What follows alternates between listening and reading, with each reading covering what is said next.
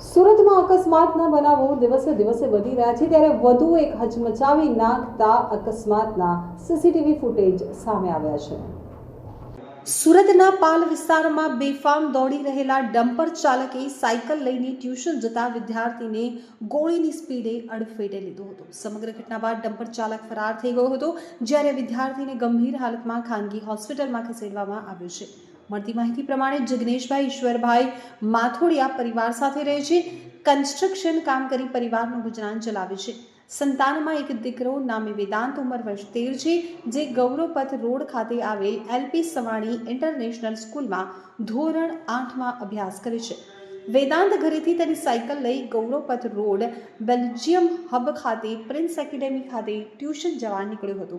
વેદાંત બપોરના 3:15 વાગ્યાના અરસામાં પાલ ગૌરવપથ રોડ એપેક્સ હોસ્પિટલ 4 રસ્તા પાસે પહોંચ્યો હતો।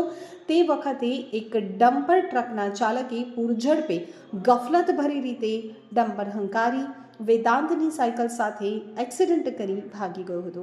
વેદાંતને જમણા પગના જાંઘના ભાગમાં ઈજા, કપાળના ભાગે ઘસરકાની ઈજા થતાં ખાનગી હોસ્પિટલમાં ખસેડવામાં આવ્યો હતો। જમણા પગના જાંઘના ભાગે ફ્રેક્ચર થયું હતું।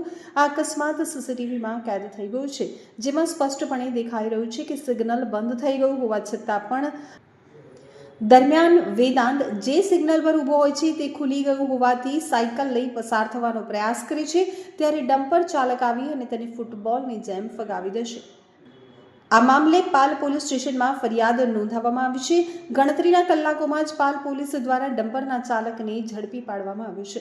અત્રે ઉલ્લેખનીય છે કે સુરત શહેરમાં ડમ્પર ચાલકો બેફામ બનીને ફરી રહ્યા છે।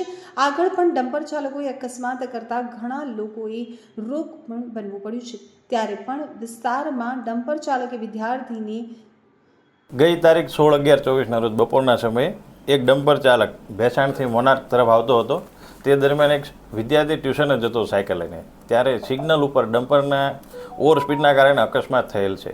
એમાં વિદ્યાર્થીને જમણા પગે ફ્રેક્ચર થયેલું છે અને આ ઘટનાની જાણ થતાં પોલીસે તાત્કાલિક ટ્રક ડ્રાઈવરને ડિટેન કરેલ છે। આગળ ફરિયાદની પ્રોસેસ કરી અને તપાસના કામે ડ્રાઈવરની અટક કરવામાં આવેલી છે અને વધુ પૂછપરછ આ બાબતે ચાલુમાં છે।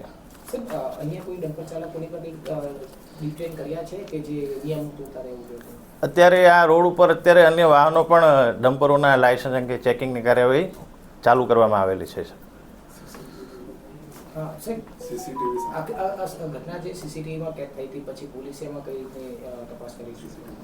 આના આધારે જે ઘટના જગ્યા છે તેના સીસીટીવી ફૂટેજ મેળવવામાં આવેલ છે તપાસના કામે, અને તે અંગે યોગ્ય તપાસ કરી આગળની કાર્યવાહી તપાસના અંગે ચાલુ કરવામાં આવેલ છે। ચાલકે શું જણાવ્યું છે જે પ્રમાણેની ઘટના બની છે તેને લઈને?